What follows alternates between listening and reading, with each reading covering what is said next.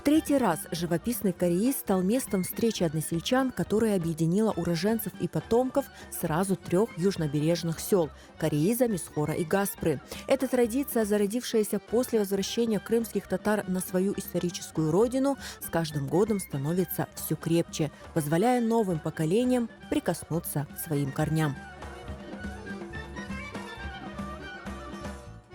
На встрече звучали воспоминания и рассказы, основанные на документах и семейных преданиях.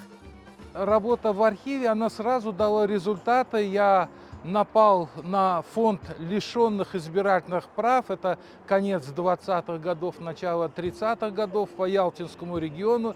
И конкретно по этим трем деревням лишали избирательного права, а дальнейшее развитие событий приводило к их раскулачиванию.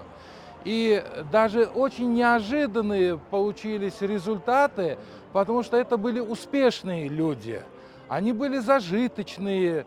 И вот житель деревни Мисхор Ашир Чилеев выходит в 1914 году в Лондоне и в Париже, получает, завоевывает гран-при, повез туда табак дюбек, который здесь был выращен на этих полях.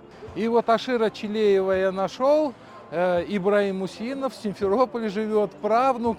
И он очень много интересного рассказал. Раскулаченный в Казахстан был выслан. Здесь трехэтажный дом в Мисхоре, 15 комнат. И это дом был построен где-то в 1903 году. На каждом этаже был санузел. И у человека это забирали, он лишался, вот, а самого выселяли, был раскулачен.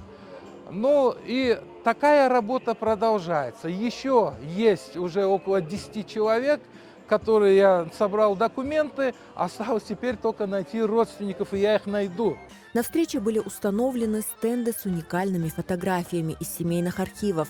На одних снимках лица тех, кто родился и жил в этих селах до 1944 года. На других – здания и улицы, построенные и обустроенные до депортации. Старинные дома, минареты, лавки, которые и сегодня формируют исторический облик курортных поселков. Можно посмотреть, это семьи наших гостей. Это их предки, которые когда-то проживали в Гаспре, Хуризе, Мисхоре. И они публикуют не только свои семейные фотографии, но и свои дома. Вот этот дом, он до сих пор стоит в Гаспре, по Нижней улице, она раньше называлась Пошта-Йолу. Эта фотография, сделанная в 90-е годы. Здесь располагалась когда-то корейско-мисхорская татарская школа.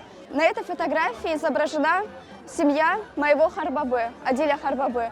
И с помощью не только семейных фотографий, но и с помощью вот таких вот панорамных фотографий мы можем изучать нашу историю.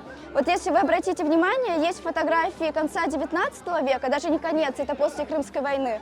Обратите внимание на тип постройки. Это старый тип постройки. Сейчас вы такие дома на Южном берегу не встретите, сохранившиеся. Уже к началу 20 века дома стали приобретать вот такой вид. Они стали каменными, двухэтажными, более такими прочными. Каждый приезд сюда для этих людей – особое событие, наполненное трепетом и волнением. У меня родился бабашка здесь в 1914 году. До войны он работал, возил именитых очень артистов. Работал в санатории «Актер». Его мобилизовали. До Керчи он добрался. Там уже немцы. Его ранили в ногу, и он 12 суток добирался пешком до Гаспры. Да, doğdu мен бабам, Асан, Гаспрада. Я второй раз здесь, между прочим. Очень приятно встречаться с односельчанами, видеть всех. Конечно, надо было, может, пораньше это как-то делать, чтобы многих знать. Вот знаю, всех не знаю, знаете. Вот очень приятно, конечно, эти встречи.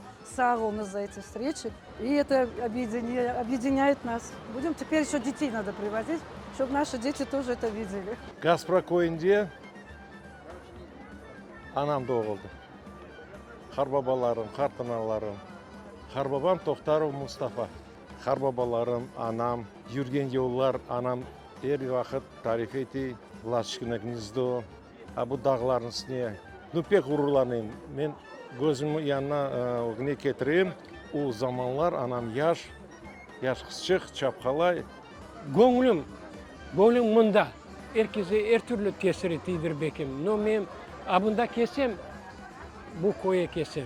Men özümü baduşulunu, men просто ya айтып olamayım o laflarımı. Avle bir просто, anlaysınız, bir gönlüm alıp tepeye koklere koterilir. Janıysa, oynamaya isteyeyim, bana şunca bana ne de cemaatten beraber yapmaya, şenlen isteyeyim.